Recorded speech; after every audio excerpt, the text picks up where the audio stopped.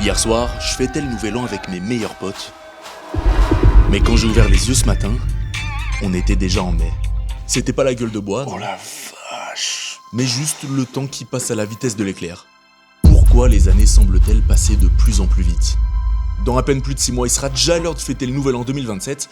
Le Covid, c'était Il y a 6 ans. l'euro en France. Il y a 10 ans. Je suis né en 2002 et l'année prochaine, je vais avoir... 25 piges, putain.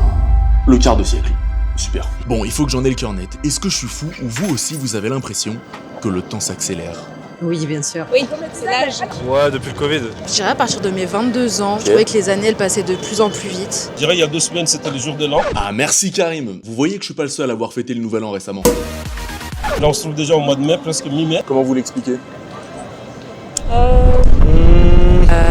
Bon, bah je vais m'y coller du coup, et la première explication c'est la loi de Janet. Elle pose un principe de proportionnalité, en gros au fil du temps, chaque année devient une plus petite fraction de notre vie. Quand on a 5 ans par exemple, une année, bah ça représente 20% de notre existence, c'est énorme, et c'est pour ça que ça nous paraît hyper long. Mais quand t'as 50 piges, une année, bah c'est seulement 2% de ta vie. T'en as déjà vécu 49 avant, c'est presque un grain de poussière, et donc ça passe très vite. En gros, à 20 ans, on aurait déjà vécu la moitié de notre vie en termes de ressenti.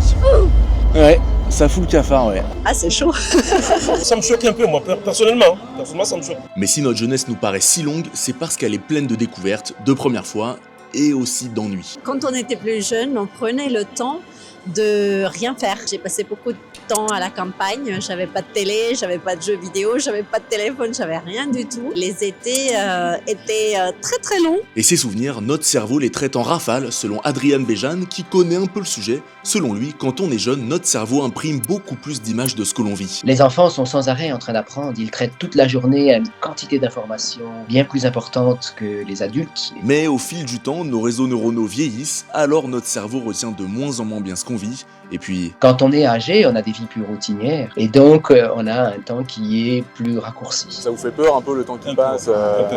Ça en fait un peu peur. Je pense surtout au futur. Ça va pas être éternel, donc il faudrait peut-être en profiter un peu plus. Parce qu'on se dit, je sais pas, quand tu vieillis, la santé elle se dégrade, tout ça.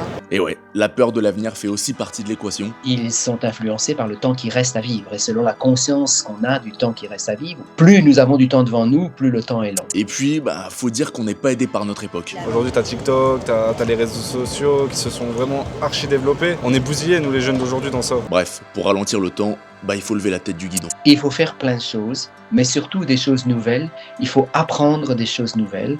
Il faut conduire notre cerveau à devoir traiter beaucoup d'informations, car on sait que plus on traite d'informations, plus le temps nous paraît long.